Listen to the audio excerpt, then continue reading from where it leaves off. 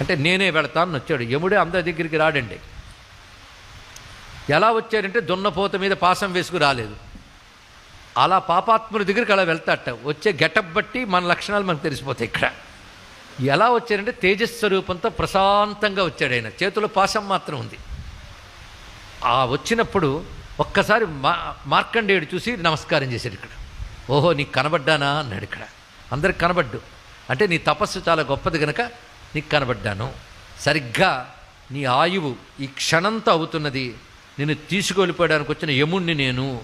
అంటే నా ఆయువు మీద, నా శరీరం మీద శివుడికే అధికారం ఉంది, నాకు లేదు, నీకు లేదన్నాడండి. అది గొప్ప భక్తి అంటే. ఇక్కడ భక్తి వచ్చేటప్పటికి తన మీద తనకే అధీనం ఉండదు. సర్వం శివాధీనం అనుకునేవాడే భక్తుడు. వాడికి దేహాభిమానం కూడా ఉండదు. ఈ దేహం శివునిది, అది ఆయన కైంకర్యానికి వినియోగించాను. ఈ ఆత్మ శివుడిది. ఆ భావంతో